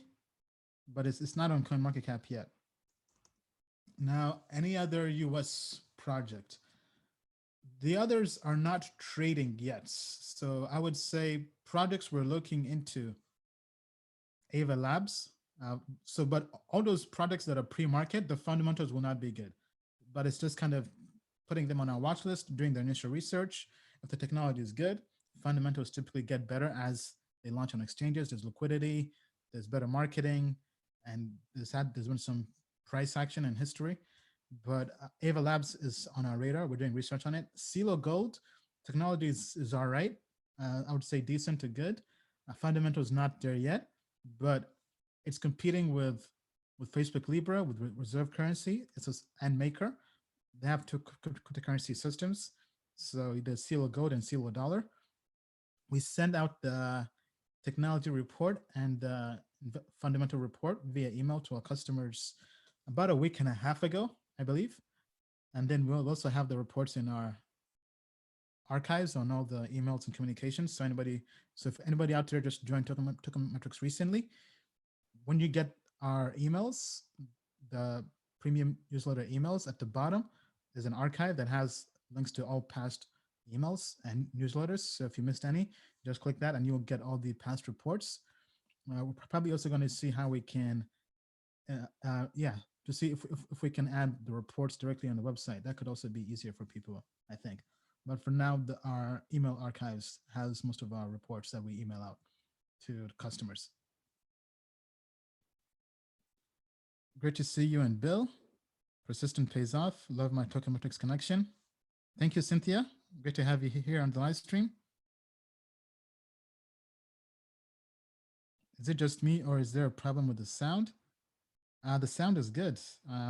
Felipe says it's good. I would say check your audio settings or maybe refresh.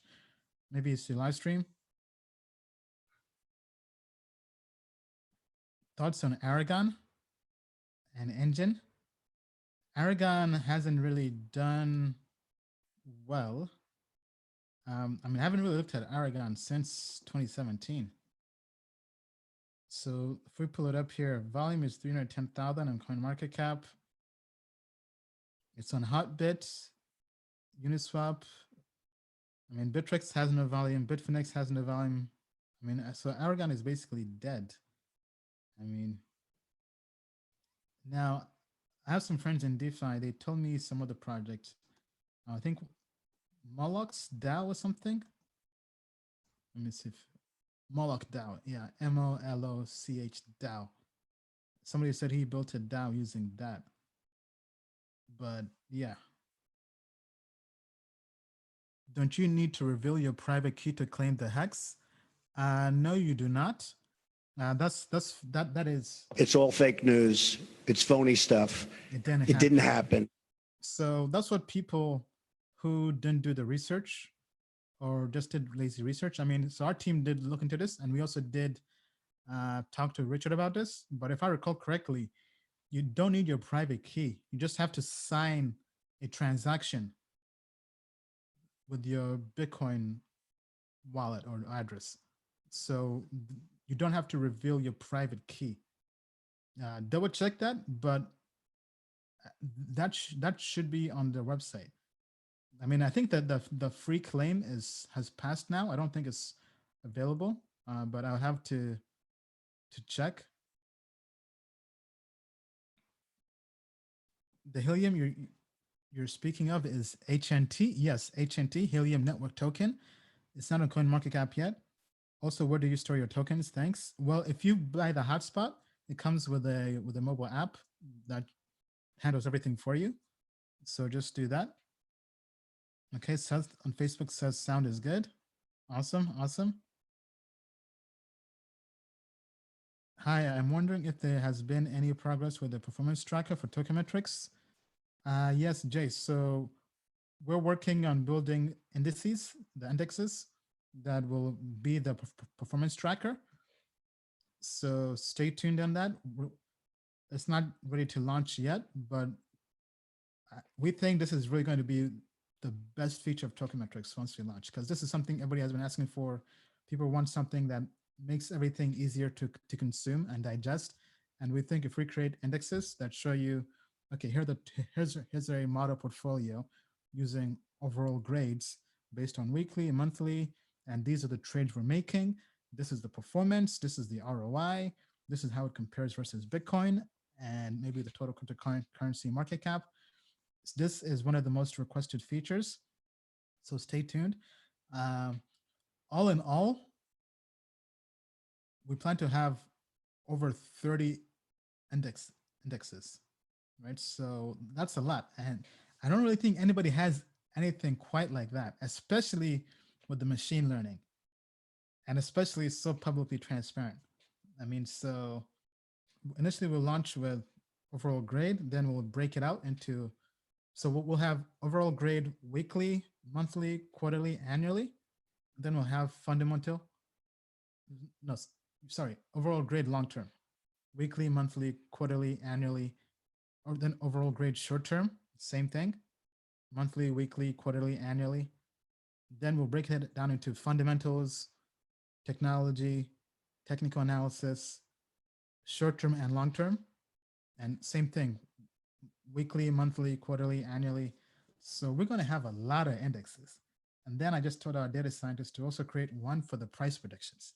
And that one could be something, because I looking at the data and from talking to our customers, lots of people have been using and relying on the price predictions.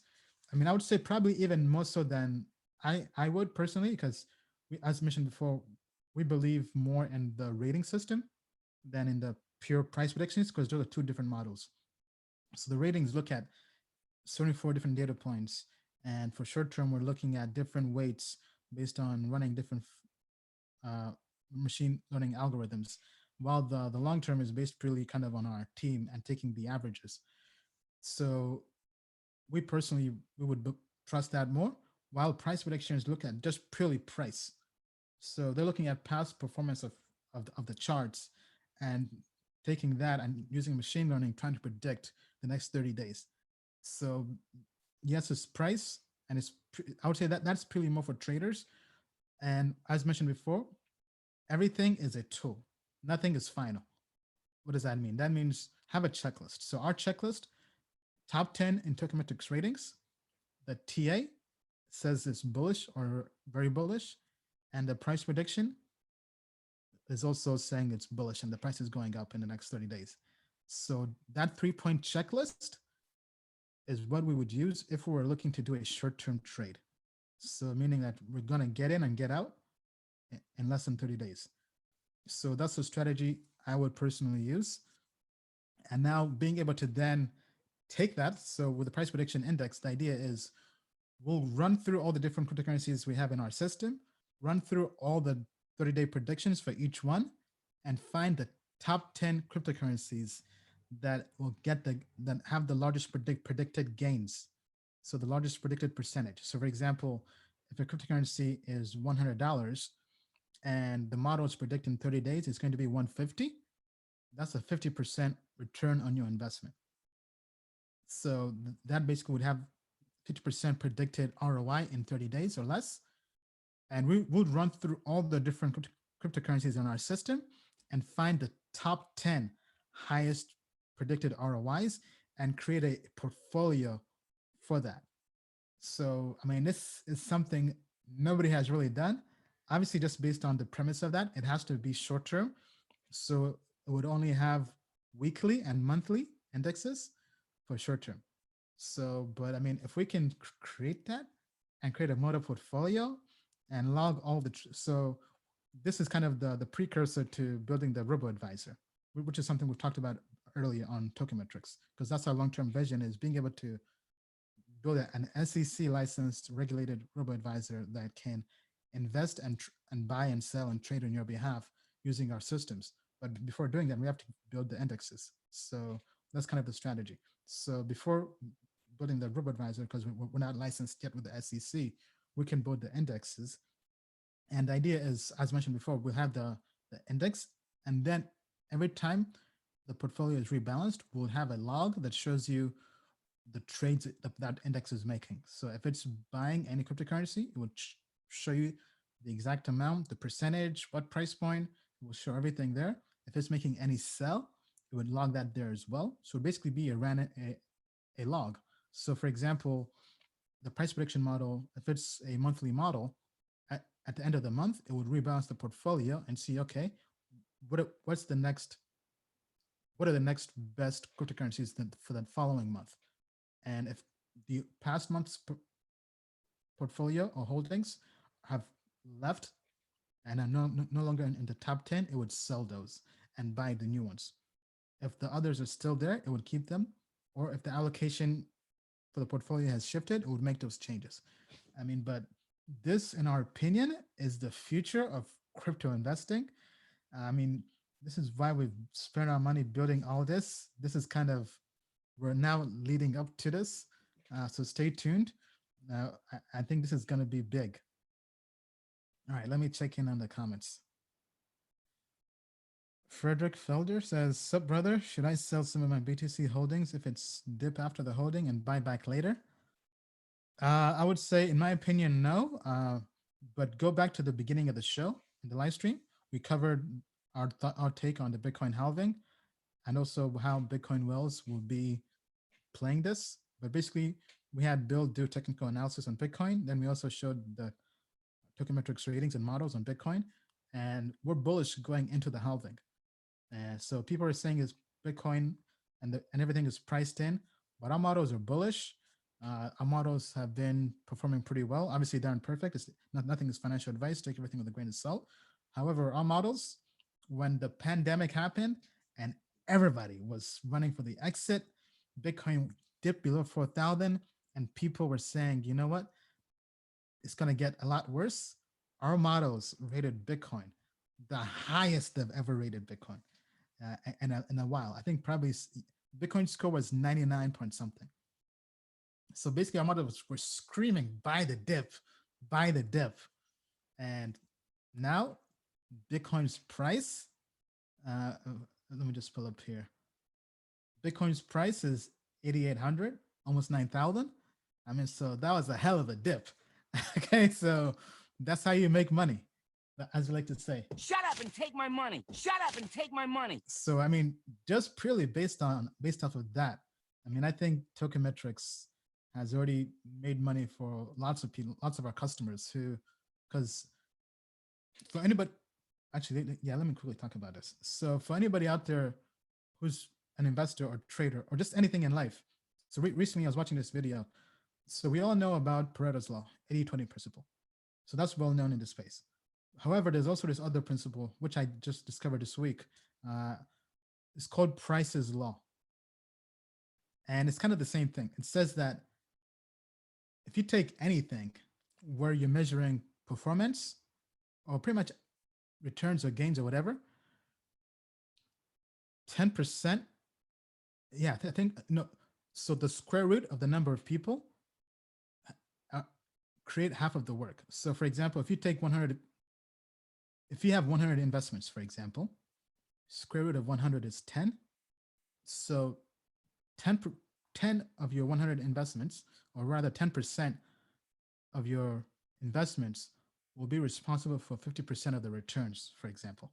So it's similar to the 80-20 Pareto principle, but it's quite different. So for example, one of the examples could be if you look at, let's say you're looking at salespeople and you have 10,000 salespeople across the country. Let's say you're an enterprise company doing SaaS sales and you say, okay, based on our revenue, square root of 10,000 is what? 1,000? Actually, no, let me pull out my calculator here as we're just to make sure I'm doing everything right. Right, so just give me 1 second. Let me do it here so everybody can see. So just give me 1 second. Apologies for the delay here. But I mean, so Price's law, I think, is pretty big. And I would say anybody who's investing should definitely research into this. I discovered this from I was watching lectures on psychology, and this was something they brought up. So here I've pulled up my trusty dusty calculator, right? Okay, if I know how to use this, right? So the example he gave was, okay, hold on, sorry, everybody.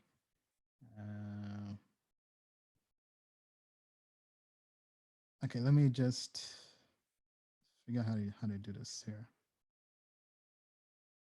because this doesn't seem to be working. Okay, now it seems to be working. Okay, I think I figured it out. Okay, apologies on that. Okay, all right, so Price's law says you take any number and you take the square root of that, and those people will be responsible for 50% of the output or productivity. Okay. So in this example, pick any number. So we mentioned, let's do 100,000, right? So we just square root of that. That says 316 people will be. So if you had 100,000, yeah. So let's say you had 100,000 sales rep. Let's say your company like IBM. This is basically saying that 316 people will be responsible for 50% of the sales. I mean, that's wild. That's mind-boggling. Then the other example we had was 10,000. So 100 people would be responsible for 50% of the gains. Okay, so what does that mean? So why do I bring this up? It's basically similar to the 80-20 principle, but it's actually, I would say, probably even more granular. So look at anything you're doing. If we apply this to investing, yes, we have a portfolio, but if you have a cryptocurrency investment portfolio, it's basically telling us that 10% of our efforts or investments or holdings. So if you have 10 cryptocurrencies in your portfolio, it's basically saying one of them is going to get you half of your gains in the future. And that doesn't make sense. Looking at it, like from my perspective, as somebody who made $1 million in crypto, the money I made, most of that money came from a handful of investments. So it was Icon over 100x, Wabi over 100x, and one did like almost 150x at one point, and Dragon Chain 80x. So those three investments made up over half of my portfolio. This was back during 2017, 2018. And if you take that perspective, it's kind of the same perspective we have with Token Metrics, because we're looking to find those home runs. So then the next 10x, the next 100x investment. And if you look into that and you kind of have that perspective, I think it makes you have better perspective into whatever else you were doing, whether you're investing or just even other things in life. I'm not even sure how this question came up or how I began talking about this. I definitely got sidetracked, but yeah, I'll stop there because I've lost my train of thought. No, not sure if I was answering your question or if I was doing something else, but definitely look into Price's Law. I have read the book, The 80-20 Principle, which is a decent book. I discovered that book from reading The 4-Hour Workweek back in college, which is a popular book by Tim Ferriss. He talks about the 80-20 principle, but Price's Law is also one that's definitely worth researching. I don't know if there's a book on it per se, but I think there might be just some articles about it online. Okay, all right, how are we doing here?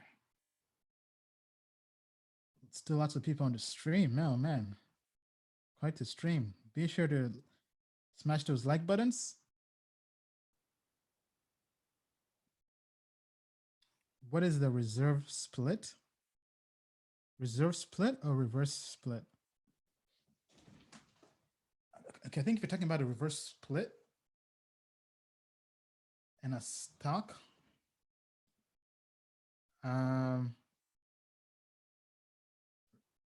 This, let me just make sure I don't mess that up.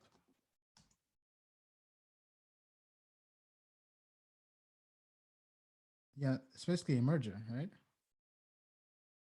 Just doing a quick search just to make sure, because this is not really my expertise. So reverse split for stocks in finance, a reverse stock split or reverse split is a process by which shares of a corporate stock are effectively merged to form a smaller number of proportionally more valuable shares. So similar to how you have a stock split.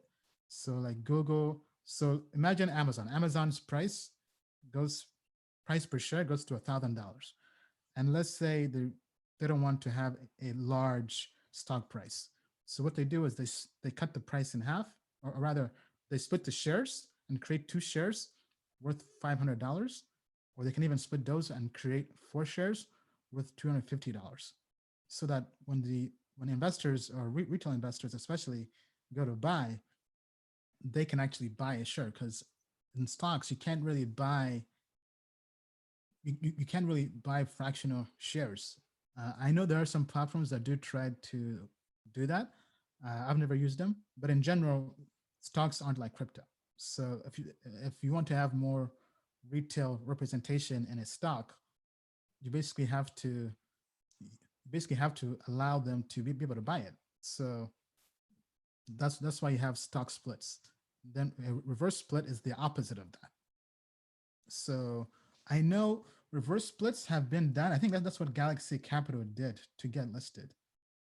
I know some projects have been doing that, especially crypto projects, where you take 2 companies and the other company buys the other company and they merge the stocks, and that stock is already listed and trading because the other company was a public company. So I think that's what Galaxy Capital did to get listed on the Canadian Stock Exchange. Okay, so Bondad says, who is doing this reverse split on May 20th? Okay, I'm not sure who's doing that. If that's happening in crypto, that would definitely be very intriguing. I don't really know any projects that have done that. I mean, typically in crypto, they just create a new coin and just transfer over the coins, right? Kind of like when a cryptocurrency like Icon did, they had an ERC20 token, and you would basically send their tokens to a smart contract that would, I believe, burn them, and then it would credit to you on the Icon blockchain on the wallet you gave them those same tokens.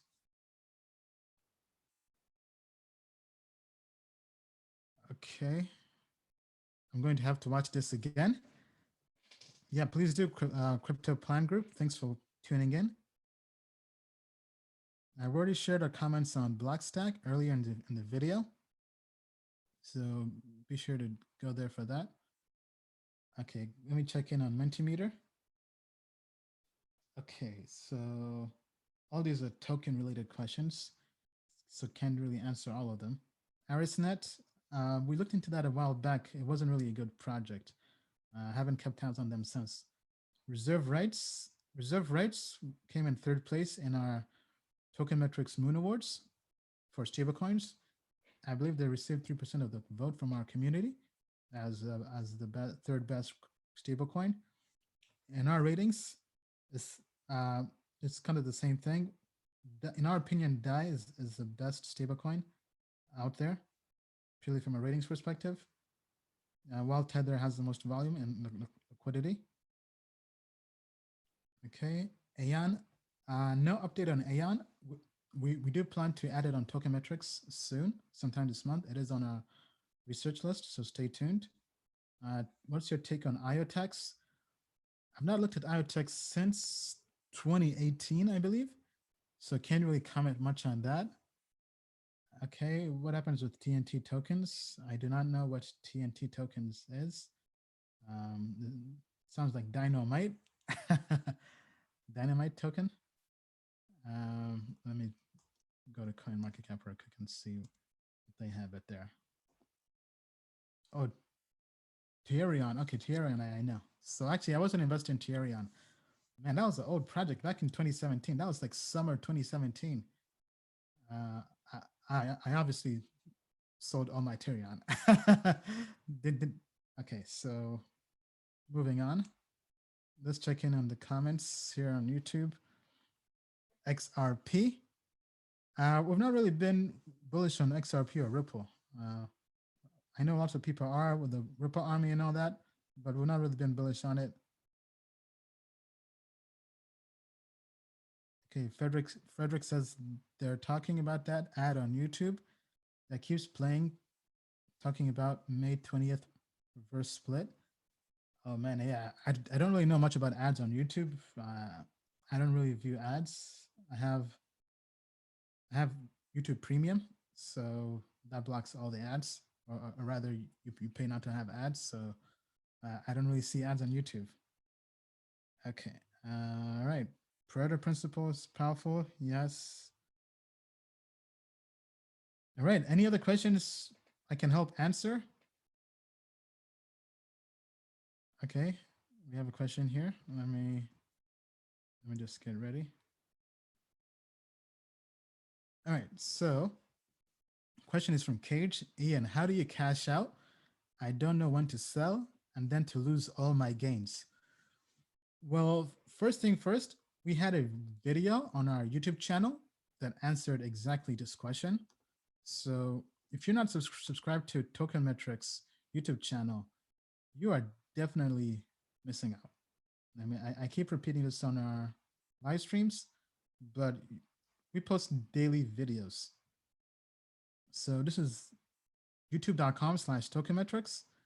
So this video here, 13 minutes long, how to take profits from investments.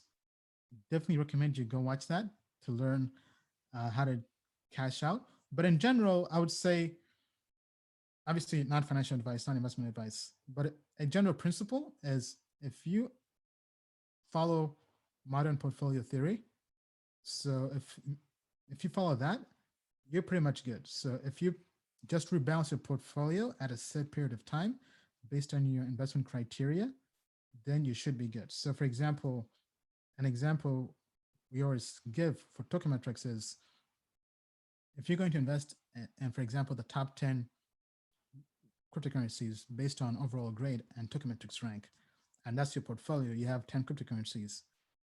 Because I would say to have a diversified portfolio, you have to have minimum 10 cryptocurrencies. So if you read the book, The Intelligent Investor by Benjamin Graham, they say minimum 10, maximum 30 to really have a diversified portfolio. So if we take that same approach and apply it to crypto, I would say the same thing. So minimum 10, maximum 30 cryptocurrencies, but I kind of like to go more towards the low end. So let's say minimum 10, including Bitcoin. So that's your portfolio.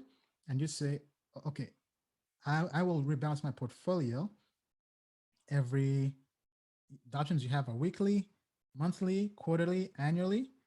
Let's say you're a long-term investor. If you're a long-term investor, you would use Token Metrics long-term grades to rebalance your portfolio every 12 months, every year. So you take the top 10 grades based on long-term overall ratings, build a portfolio. How you break that up, the allocation is up to you.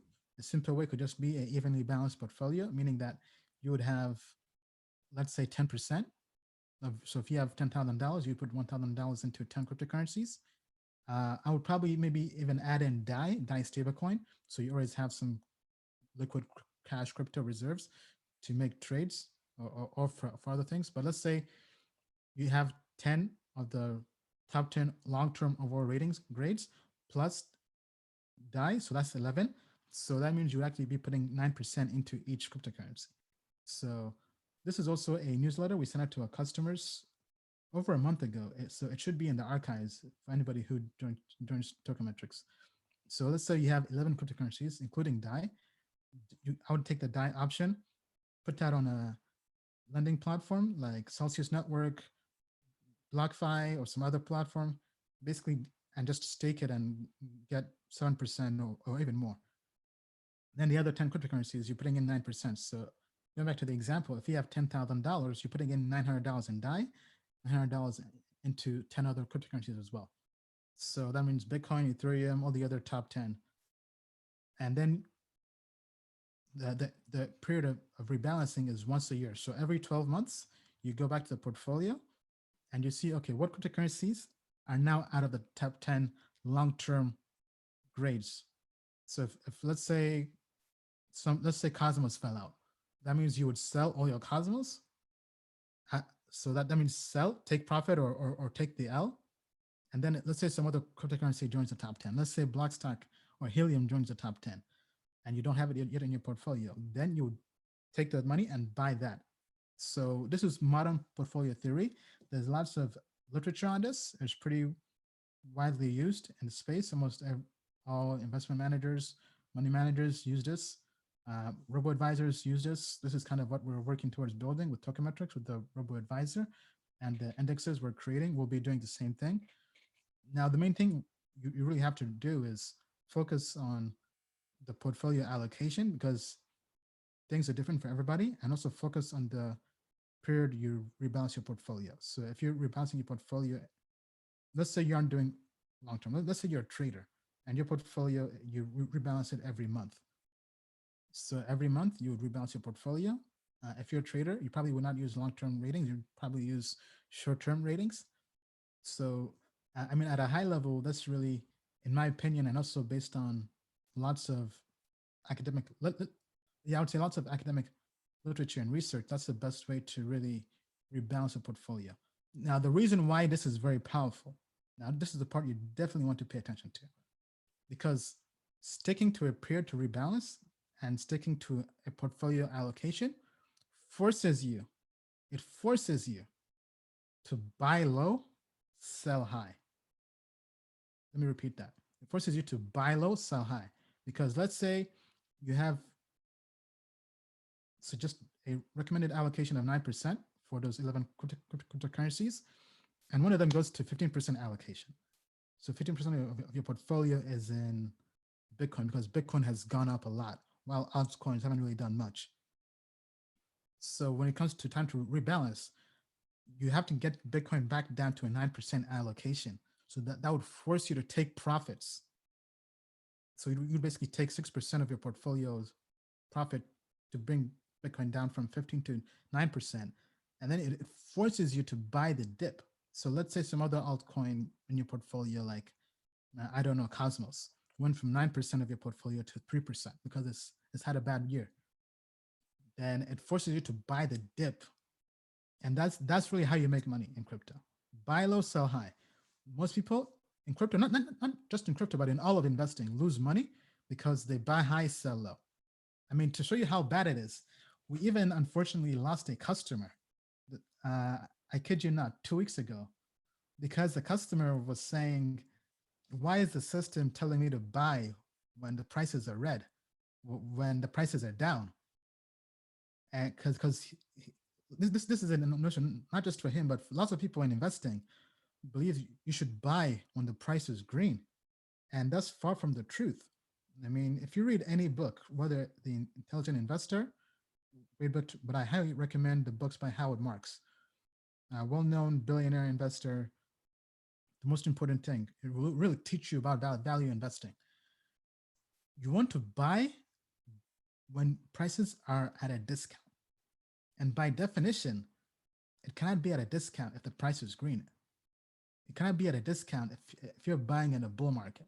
You want to buy in a bear market. You want to buy when people are forced to sell. That's when you'll get the best deal. So for example, we talk about how Token Metrics, during the pandemic, when Bitcoin was down 30%, Ethereum was down 40%. Token Metrics was saying, buy the dip. Obviously not financial advice, but it was saying, we rated Bitcoin the highest price we've ever rated it. The score on Bitcoin short-term was a 99 out of 100. That was the highest score we've had for Bitcoin. And people were like, do you not see what's going on in the markets? Like, it's the end of the world. It's an apocalypse. And we lost some customers because of that. But guess what?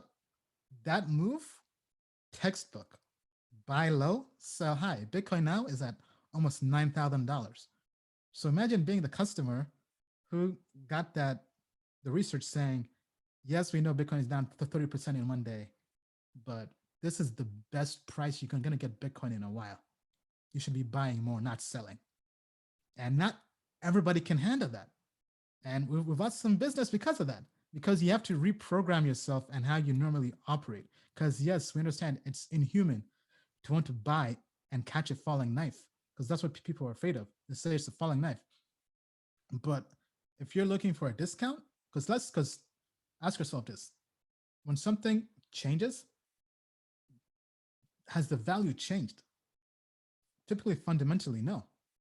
I mean, so for example, with Bitcoin, when Bitcoin crashed 30% and Ethereum crashed 40% and Maker crashed 40%, had the value in those projects changed that quickly in 24 hours? No.